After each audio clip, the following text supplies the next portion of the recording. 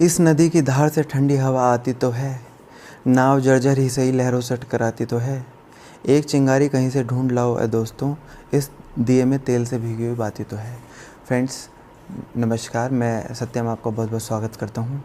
और आज मैं आपको नेट जेआरएफ की स्ट्रेटजी बताने जा रहा हूँ कि कैसे हम योग से अपना नेट क्वालिफाई कर सकते हैं। अगर अपनी बात करूं तो मैंने नेट अपना 2019 में क्वालिफाई किया। उससे पहले भी मैंने प्रयास किया एक दो, लेकिन मैं असफल रहा। लेकिन आखिर में मेरा मेहनत के बाद हो गया। तो फ्रेंड्स आप भी इस तरह से क्वालिफाई कर सकते हैं। वैसे तो स्ट्रैटेजी सबकी डिफरेंट होती हैं और सबके लिए डिफरेंट तरीके से काम करती हैं, बट अगर मैं अपनी स्ट्रैटेजी से आपको कुछ हेल्प कर पाऊँ तो ये मेरे लिए बहुत बड़ी बात होगी। सो फ्रेंड्स अभी प्रेजेंटली मैं नेट क्वालिफाइड हूँ और मैं एक यूनिवर्सिटी में टीचिंग भी कर रहा हूँ योग विभाग में। और इसके अलावा योगा कक्षाएं भी मैं आयोजित कराता हूँ। मेरा काफ़ी अनुभव है, लगभग 8 से 10 साल मेरे को इस फील्ड में हो चुके हैं, जिसमें मैं प्रैक्टिकल फील्ड में रहा हूँ। मैंने डिफरेंट शिविर ऑर्गेनाइज़ किए हैं और देश भर के कई कोनों में मैं गया हूँ। सो फ्रेंड्स आप भी नेट क्वालिफाई करें और अपना योग में अच्छा करियर बनाएं। फ्रेंड्स अगर बात की जाए तो आप इसे पीएचडी कर सकते हैं, इससे आप असिस्टेंट प्रोफेसर बन सकते हैं। हालांकि इसको जो कंडक्ट कराता है वो यूजीसी कराता था, लेकिन अब एनटीए कराने लगा है, नेशनल टेस्टिंग एजेंसी। और इसके माध्यम से अब पीएचडी को अनिवार्य कर दिया गया है, लेकिन फिर भी आपको नेट क्वालिफाई होना चाहिए। नेशनल एलिजिबिलिटी टेस्ट, पहले इसमें 3 पेपर हुआ करते थे, लेकिन अब इसमें 2 पेपर होने लगे हैं। पहला पेपर जो है जनरल अवेयरनेस होता है और जो पेपर 2 होता है वो योग से संबंधित होता है, या आपका जो सब्जेक्ट है। पेपर 1 में 50 क्वेश्चंस होते हैं, 1 घंटे का समय होता है। पेपर 2 आपका योग का होता है, जो आपका सब्जेक्टिव होता है, उसमें 2 घंटे का समय मिलता है और 100 क्वेश्चंस होते हैं। सो फ्रेंड्स 150 क्वेश्चन आपके और 3 घंटे का समय होता है आपके पास। सो फ्रेंड्स मैं अगर अपनी बात करूं तो पहले मैंने अपना योग का सेक्शन पूरा किया था, उसके बाद मैं पेपर सेक्शन 1 पे आया था, क्योंकि लास्ट में जाके कुछ ऐसे क्वेश्चंस होते हैं जिसमें आपको नहीं आ पाते हैं या जो आपको सॉल्व नहीं हो पाते हैं, तो वो ज़्यादा टाइम टेकिंग होते हैं, तो उनको मैंने बाद के लिए रखा था। लेकिन जो आसान क्वेश्चन होते हैं वो मैंने फटाफट 50% ऑलमोस्ट मैंने पहले स्टार्ट में कर लिए थे। पहले 2 घंटों में मैंने लगभग 50% से ज़्यादा पेपर अटेम्प्ट कर लिया था, 60% के आसपास। और इस तरह से आप कर सकते हैं।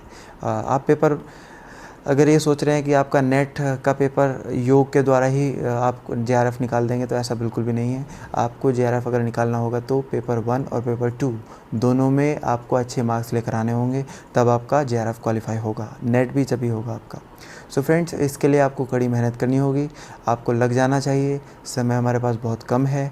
अगर स्ट्रैटेजी की बात करूँ तो सबसे पहले आपके पास सिलेबस होना चाहिए। दोनों में 10-10 यूनिट हैं। पेपर 1 की अगर मैं अपनी तैयारी की बात करूं तो केवल मैंने पेपर 1 के लिए केवीएस मदान की एक बुक आती है, इससे मैंने अपनी तैयारी की थी। ये दोनों वर्जन में आती है, हिंदी और इंग्लिश दोनों में। पेपर 1 में सिलेबस लिया था मैंने और 10 के 10 यूनिट मैंने इससे तैयार कर ली थी। एनटीए, यूजीसी नेट और टीचिंग एंड रिसर्च एप्टीट्यूड के नाम से पेपर 1 की केवीएस मदान की बुक है। फ्रेंड्स ये बहुत अच्छी बुक है। इससे बाहर अगर आप तैयारी करना चाहते हैं तो इससे बाहर कोई पेपर क्वेश्चन नहीं जाएंगे। हालांकि पेपर 10 यूनिट होते हैं, उसमें हर यूनिट से 5-5 क्वेश्चन आते हैं, तो कुछ जो क्वेश्चन होते हैं उनके जवाब ऐसे होते हैं कि वो सेम से लगते हैं, कि 4 ऑप्शन होते हैं तो 2 या 3 जो ऑप्शंस होते हैं उनके वो इक्वल से या सेम से लगते हैं, लेकिन आपको उसमें बेस्ट ऑप्शन चूज़ करना है, तभी आपको मार्क्स मिलेंगे। इसके अलावा इसमें आप एलिमिनेशन स्ट्रैटेजी बहुत अच्छा काम करती है। मैंने एलिमिनेशन स्ट्रैटेजी फॉलो की थी, तो आप भी इसको फॉलो कर सकते हैं। यानी 4 में से अगर आपको ये पता है कि आपको कौन सा उत्तर सही नहीं है बिल्कुल, तो आप उसको एलिमिनेट करें। बचे 3 तो आपकी जो सही होने की जो प्रोबेबिलिटी है वो बढ़ जाती है। फ्रेंड्स 4 ऑप्शन है, इसमें अगर आप 2 ऑप्शन एलिमिनेट कर दें तो आपकी 50-50 हो जाती है। यानी 2 में से 1 सही होगा, 1 गलत होगा। 2 आपने पक्का निकाल दिए कि ये दोनों तो हो ही नहीं सकते, इसके अलावा 1 सही 1 गलत, तो आपकी ज़्यादा से ज़्यादा चांस बन गए कि सही भी होने के। सो फ्रेंड्स आप एलिमिनेशन स्ट्रैटेजी को फॉलो कर सकते हो, जो मैंने फॉलो की थी। पेपर 1 में केवल आप सिलेबस को उठाएं और कुछ यूट्यूब पे भी 1-2 क्लासेस लोग पढ़ाते हैं, उनको भी आप फॉलो कर सकते हैं। इसके अलावा ये बुक से बहुत अच्छी बुक है, इसमें आप फॉलो करें। अगर अब योग की बुक बात की जाए तो इसमें 10 यूनिट हैं। फ्रेंड्स सिलेबस आपके पास होना चाहिए यूजीसी से रिलेटेड, और 10 यूनिट हैं। योग के आधारभूत तत्व, योग का इतिहास, योग के ग्रंथ कुछ 7-8 नए ग्रंथ हैं। पहले वाले जो उपनिषद हैं उसमें 10 उपनिषद हैं वो।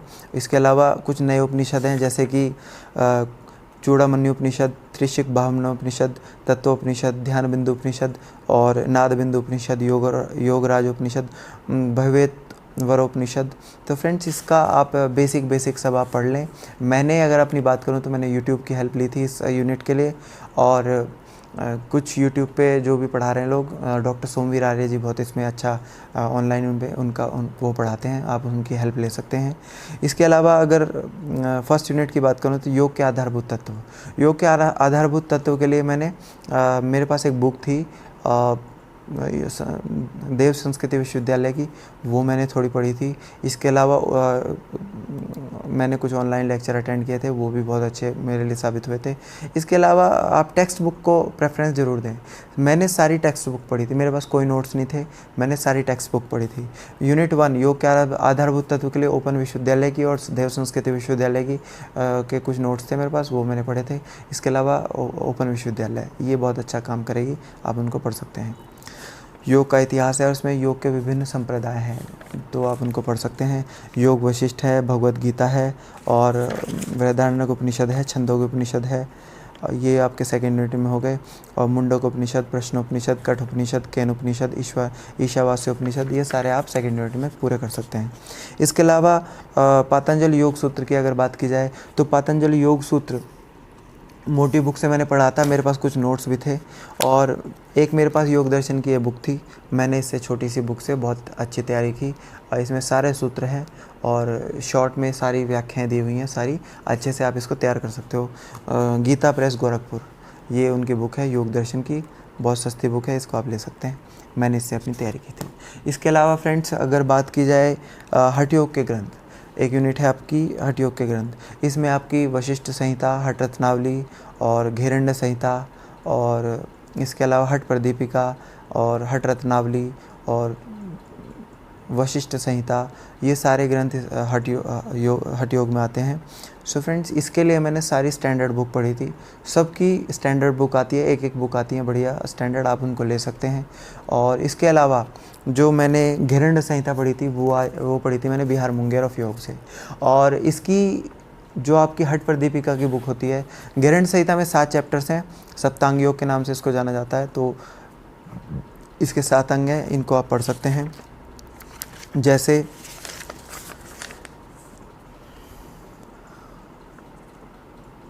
जैसे आपका हठ योग और हठ योग के ग्रंथों का परिचय, और गोरक्ष संहिता, शिव संहिता, वशिष्ठ संहिता, इन सब का इंट्रोडक्शन आपको पता होना चाहिए। इसमें जो भ्रामक धारणाएं हैं ये आपको पता होनी चाहिए। और इसमें एक इम्पॉर्टेंट जो रोल अदा करता है, इसमें ये पूछा जाता है कि इसमें कितने आसन हैं, कितने प्राणायाम हैं और कितने मुद्राएं हैं। सो फ्रेंड्स इसका क्वेश्चन बन जाता है, इस पर आप ज़रूर फोकस करें। अब तो काफ़ी डीप क्वेश्चन भी पूछने लगे हैं, तो आपको ये बुक पढ़नी चाहिए। जैसे कम समय है तो थोड़ा 1-2 बार तो ज़रूर पढ़ें। अपनी टेक्स्ट बुक जो रेफरेंस बुक्स हैं आपकी, उनको 1-2 बार तो ज़रूर पढ़ें, उसके बाद अपने नोट्स बनाएं। सो फ्रेंड्स आप इसको इस तरह से कर सकते हैं। और हठ प्रदीपिका की बात करूं तो मैंने अपनी जो तैयारी की थी वो बिहार मुंगेर की बुक थी, मैंने उससे पढ़ाई की थी। लेकिन इसकी एक कैवल्य धाम वालों की एक बुक आती है, उससे आप तैयारी कर सकते हैं, बहुत अच्छी बुक है हठ प्रदीपिका के लिए, तो आप उससे तैयारी करें।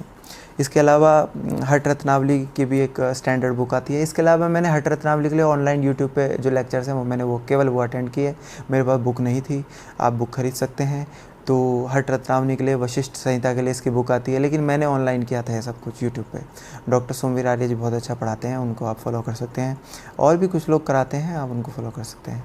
इसके अलावा अगर अगली यूनिट की बात की जाए एनाटॉमी, फ्रेंड्स एनाटॉमी में आपका डाइट एंड न्यूट्रिशन भी है और पूरा क्रिया विज्ञान है। सो फ्रेंड्स क्रिया विज्ञान के लिए आप एक बुक आती है रेड कलर की, मैं अनंत नाम है उनका, इस तरह से मेरे को नाम याद नहीं आ रहा है, आप उसको ले सकते हैं। रेड कलर का उसका नोट होता है, वो एक ही बुक होती है, स्टैंडर्ड बुक है, आप उसको पढ़ सकते हैं। इसके अलावा मैंने उत्तराखंड ओपन विश्वविद्यालय की बुक पढ़ी थी एनाटॉमी के लिए। और डाइट एंड न्यूट्रिशन की अगर बात करूं तो मैंने डाइट एंड न्यूट्रिशन के लिए ये बहुत बड़ी बुक है, हालांकि इसमें से मैंने सेलेक्टेड टॉपिक पढ़े थे।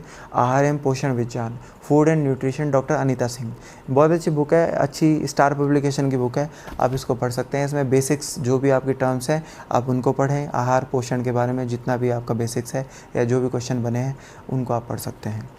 इसके अलावा फ्रेंड्स योग एवं स्वास्थ्य की मैंने उत्तराखंड ओपन विश्वविद्यालय की अपनी बुक पढ़ी थी, योग एवं स्वास्थ्य है। ये उत्तराखंड ओपन विश्वविद्यालय की सिंपल लैंग्वेज में बुक है, मैंने ये इसको प्रेफरेंस दी थी। इसमें काफ़ी अच्छा दिया हुआ है, मैंने तो इससे पढ़ाई की थी अपनी।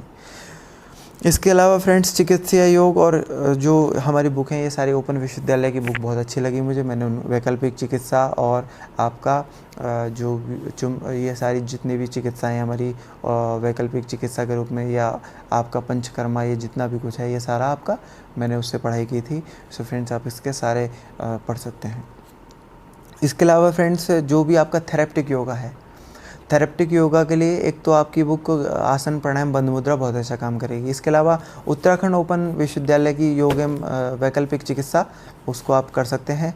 और प्राणायाम के लिए स्वामी रामदेव की एक बुक है, उसको मैंने पढ़ा था, जैसे कि प्राणायाम रहस्य है। ये स्वामी रामदेव की साइंटिफिक तथ्यों के साथ है, ये बहुत अच्छी बुक है, पतली सी बुक है, इसको आप मैंने प्रेफरेंस दिया था। इसमें सारा बहुत अच्छा डिस्क्राइब किया हुआ है, इसको आप पढ़ सकते हैं कि योग के प्राणायाम के किस तरह से उसके इफ़ेक्ट्स होते हैं बॉडी के ऊपर, इस तरह से आप उसको तैयार कर सकते हैं। और इसके अलावा फ्रेंड्स जो क्रियात्मक योग है पूरा आपकी एक ही बुक काम करेगी, आसन प्राणायाम बंद मुद्रा। बिहार मुंगेर वाले पब्लिकेशन की एक बुक है, उसको आप केवल ख़रीद लें, उससे बाहर कुछ नहीं जाता है, बहुत अच्छे क्वेश्चंस उसी से बन जाते हैं, तो आप उसको तैयार करें। और पेपर 1 की मैंने आपको बताई दी है, KVS मदान की बुक है। सो फ्रेंड्स आपके सारे यूनिट इस तरह से तैयार हो जाएंगी। और अगर मैं असली बात करूं तो आपके पास सिलेबस ज़रूर होना चाहिए, सिलेबस को आप अच्छे से पढ़ लें। आधी चीज़ें तो आपकी सिलेबस से ही पूरी हो जाएंगी। अगर आपका सिलेबस याद है तो आपकी आधी चीज़ें तैयार हो जाएंगी। आपको पूरा सिलेबस पता होगा तो पेपर आप अच्छा अटैम्प्ट कर पाएंगे। इसके अलावा फ्रेंड्स अगर मैं और बात करूं तो मेरा तीसरा अटैम्प्ट था, तो मैंने इस तरह से अपनी तैयारी की थी। लगातार मैं हर बार 1-2% मेरे मार्क्स कम रह जाते थे, कोई बात नहीं, हार तो हार होती है, लेकिन आखिर में मुझे मेरी सफलता रंग लाई और मैंने क्वालिफाई किया। एलिमिनेशन स्ट्रैटेजी को आप फॉलो कर सकते हैं, ये बहुत अच्छा काम करती है। इसके अलावा ज़्यादा बुक्स आप इकट्ठी ना करें, स्टैंडर्ड बुक्स पकड़ लें और आप उनको बार बार पढ़ें, अच्छे से पढ़ें, कोई दिक्कत नहीं आएगी आपको। अगर कुछ दिक्कत है तो यूट्यूब पे बहुत लोग आपकी हेल्प करने के लिए तैयार हैं, तो आप उनसे हेल्प ले सकते हैं। और अपना अच्छा माहौल बनाएं, डेली कम से कम 4 से 5 घंटे तो पढ़ना चाहिए आपको, अगर आप JRF निकालना चाहते हैं। बाकी आपकी कैपेसिटी है, अगर आप ज़्यादा पढ़ना चाहते हैं, आप ज़्यादा पढ़ पाते हैं कम समय में, तो ये आपके ऊपर निर्भर करता है। सो फ्रेंड्स 3-4 घंटे या 4 घंटे तो कम से कम आपको पढ़ना ही चाहिए। और अपने आप को हमेशा मोटिवेटेड रखें। और टेक्स्ट बुक तो आपको पढ़नी ही चाहिए मेरे हिसाब से, मैं आपको यही सजेस्ट करूँगा। इसके अलावा प्रीवियस ईयर पेपर्स, फ्रेंड्स अगर आप 5 साल या 6 साल के जितने भी 2017 के जनवरी से पेपर अवेलेबल हैं, उन सारे पेपर्स को आप ले लीजिए। प्रीवियस ईयर पेपर आपके बहुत बड़ा रोल अदा करते हैं। आपको पैटर्न पता चल जाता है, ये पता चल जाता है कि लास्ट ईयर क्या क्वेश्चन पूछा गया या लास्ट बार क्या क्वेश्चन पूछा गया। सो फ्रेंड्स मैंने तो आप अपने 5 साल के पेपर, जो पिछले 5 बार के पेपर थे, मैंने सारे 5 बार कम से कम कंप्लीट किए, उनको बार बार रिवाइज़ किया, बार बार सॉल्व किया। सो फ्रेंड्स मेरे लिए तो बहुत कारगर साबित हुए। आप भी प्रीवियस ईयर पेपर को डाउनलोड कर लीजिए और आप उनको सॉल्व कर सकते हैं।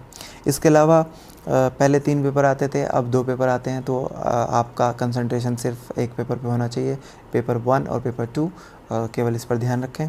और दोनों पेपर में आप बराबर वेटेज दें, दोनों पेपर अच्छे मार्क्स गेन करते हैं। वो 50 क्वेश्चन 100 मार्क्स के होते हैं और वो 100 क्वेश्चन 200 मार्क्स के होते हैं। सो फ्रेंड्स दोनों इक्वल मार्क्स डिवाइड करते हैं। और JRF अगर आपको निकालना है तो पेपर 1 आपका बहुत स्कोरिंग होता है, पेपर 2 में तो लगभग सब इक्वल से मार्क्स लेकर आते हैं, लेकिन पेपर 1 आपको बहुत अच्छे से ज़्यादा तैयार करना चाहिए। मैं आपको यही सजेस्ट करूँगा, अगर आपको JRF चाहिए तो कम से कम पेपर 1 में 40+ क्वेश्चन आपको अटेम्प्ट अच्छे करने चाहिए। ठीक, अटेम्प्ट तो आप पूरा करें, लेकिन उसमें 40 क्वेश्चंस तो कम से कम आपके सही होने ही चाहिए। इसके अलावा सिलेबस को आपका पूरा थोरोली पढ़ना है और अच्छे राइटर्स की बुक लें जो अपडेटेड हों। इसके अलावा नई बुक्स के पीछे कोई नहीं भागना है, आजकल मार्केट में नई नई बुक्स हैं तो उनके पीछे नहीं भागना है। इसके अलावा रीजनिंग और DI का जो एक पोर्शन है पेपर 1 में, फ्रेंड्स उसके लिए आप RS अग्रवाल की बुक है। इसके अलावा KVS मदान में भी काफ़ी आपको प्रैक्टिस के लिए काफ़ी कुछ दिया हुआ है, और प्रीवियस ईयर पेपर करें, इतने में आपका काफ़ी कुछ हो जाएगा। लेकिन फिर भी आप अगर अच्छी प्रैक्टिस करना चाहते हैं, अगर आपका मैथ्स आप उसके बैकग्राउंड के नहीं रहे हैं या आपका मैथ्स या इस तरह का बैकग्राउंड नहीं रहा, तो आप RS अग्रवाल की बुक ले सकते हैं, उसमें थोड़ा प्रैक्टिस कर सकते हैं। सो फ्रेंड्स, आजकल नए ट्रेंड्स के क्वेश्चंस आने लगे हैं। करंट अफेयर्स को भी आप थोड़ा पढ़ें, न्यूज़पेपर भी थोड़ा आप डेली पढ़ सकते हैं, उससे भी आपके काफ़ी हेल्प मिलेगी। आपको ये ज़रूर पता होना चाहिए कि जो हमारी यूनिवर्सिटी हैं और जो भी हमारा जितनी भी हमारी संस्थाएं हैं एजुकेशन से रिलेटेड, इनके बारे में आपको अच्छी नॉलेज होनी चाहिए। इसके अलावा फ्रेंड्स, यूट्यूब का सहारा काफ़ी अच्छा ले सकते हैं। बार बार रिवाइज़ करें, ये आपकी स्ट्रेटजी अच्छा काम करेगी। स्टैंडर्ड बुक पहले पढ़ें, और कट ऑफ हर साल बढ़ती जा रही है, और मेरे हिसाब से आपको ज़्यादा मेहनत करनी चाहिए और डरना बिल्कुल भी नहीं है, और सफिशिएंट टाइम आपको मिल जाता है। तो फ्रेंड्स, आप इस तरह से अपना सॉल्व कर सकते हैं। फ्रेंड्स, योग में 10 यूनिट हैं, और 10 यूनिट में 5-5 क्वेश्चन, 10-10 क्वेश्चन लगभग बन जाते हैं। उपनिषद से काफ़ी क्वेश्चंस आ रहे हैं। योग दर्शन आप अच्छा कर लीजिए, ज़्यादा यूनिट। और इसके अलावा थेरेप्टिक योगा के बहुत अच्छे क्वेश्चन बन रहे हैं। लगभग 10 से 15 क्वेश्चन आपके उपनिषद से बन जाते हैं लगभग। और इसके अलावा योग दर्शन से भी काफ़ी क्वेश्चन बन रहे हैं। इसके अलावा थेरेप्टिक योगा से भी काफ़ी क्वेश्चन बन रहे हैं। तो आप इन यूनिट्स पे ज़्यादा फोकस करें, तो इस तरह से आपका, और कोशिश करें कि अगर आप मॉक टेस्ट दे सकते हैं तो इसके मॉक टेस्ट भी अटेंड करें। पेपर 1 के लिए तो पक्का करें। और योग में अगर आपके पिछले साल के पेपर हैं या कुछ मॉक कुछ लोग करा रहे हैं, तो आप उनका अटेम्प्ट कर सकते हैं।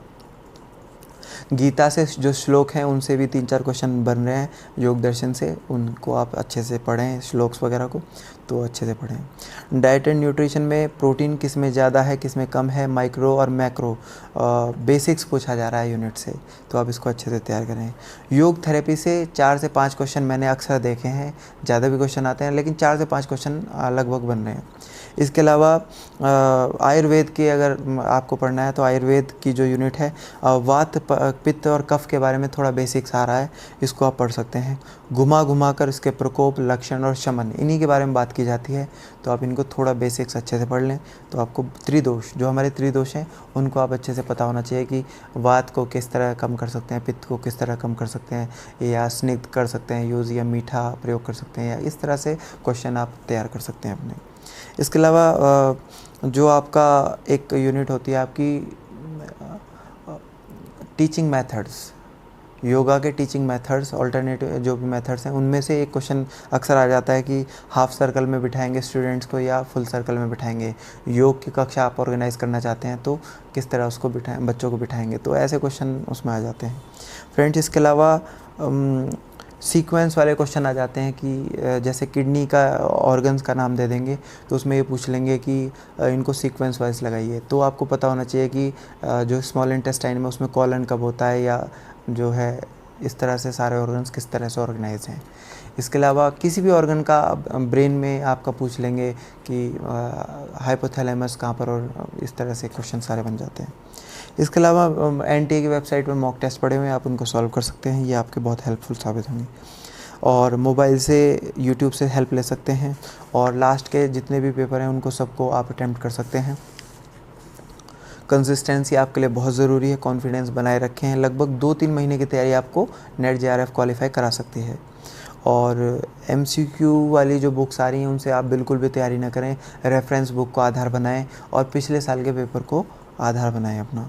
इसके अलावा फ्रेंड्स, प्रैक्टिस प्रैक्टिस प्रैक्टिस, मैं तो बार बार यही कहता हूँ कि प्रैक्टिस करें बार बार, और आप ज़्यादा से ज़्यादा प्रैक्टिस करें। डेली पढ़ने का टाइम बढ़ाएं, कब 2 घंटे से शुरुआत करें, 3 घंटे पे आएँ, 4 घंटे पे आएँ, और फिर 5 घंटे तक आएँ। तो फ्रेंड्स, आपने कमज़ोर पहलुओं पे ज़्यादा काम करें, जो आपके वीकर सेक्शन है उसमें आप ज़्यादा काम करें। सो फ्रेंड्स, मैं आखिर में बस आपसे यही कहना चाहूँगा कि आप योगा नेट क्वालिफाई आराम से जेआरएफ के साथ कर सकते हैं। बस आपको कंसिस्टेंसी बनानी पड़ेगी, हार्ड वर्क करना पड़ेगा, डेली आपको टाइम देना पड़ेगा। इसके अलावा बिल्कुल घबराएं नहीं, किसी के चक्कर में ना आएँ, प्रीवियस ईयर पेपर को फॉलो करें, और डेली के डेली मेहनत करें।